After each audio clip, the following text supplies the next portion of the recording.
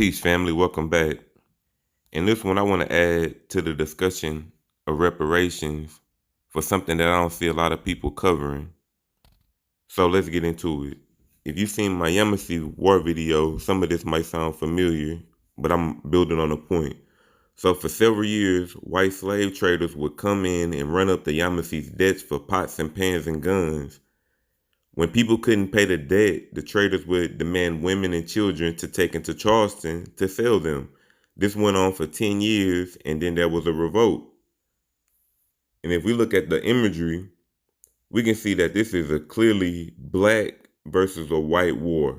So they was coming amongst this black tribe, running up this black tribe debt and enslaving them. So you can see that there's a white guy in this imagery, at least the section of this Yamasee war that I have. It's a black on white war. So they was enslaving black Native Americans. Because everybody black was viewed as a slave.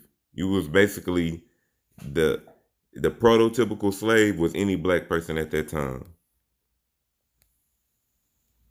The Indian slave trade in the Carolinas, with these southern ports as their centers, rapidly took on all the characteristics of the African slave trade. So they're saying that the Indian slave trade in the Carolinas, where you find the Yamasee, took on all the characteristics of the African slave trade. So we hear a lot about the African slave trade, but we don't hear much about the Indian slave. And we really don't hear that these Indians who was being traded as slaves were blacks as well. This is said by James Mooney. He's an ethnographer, which means he studies race. He said, it is not commonly known that in all southern colonies, Indian slaves were bought and sold and kept in servitude and worked in fields side by side with Negroes up to the time of the Revolution.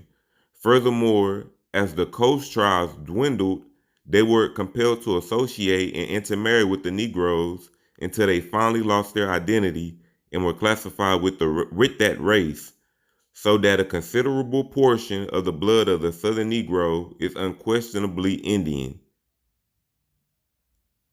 So we got two parts on here. We have the Indian slaves were bought, sold, and kept in servitude and worked in the field side by side with the Negroes.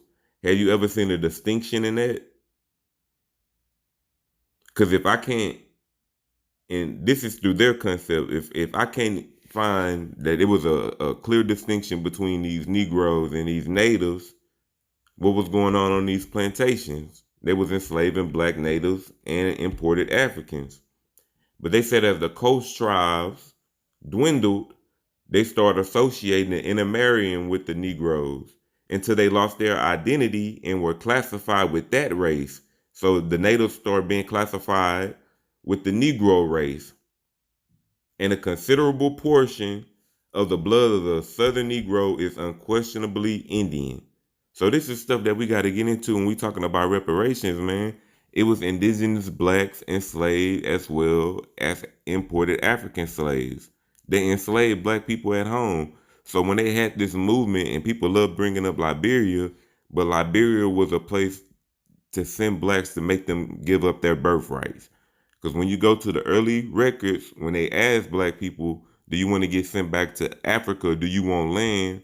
Large majority of them said they want land. They didn't want to go back to Africa. I hold that blacks already knew they was here, but it's a Free Black Society presentation. Peace.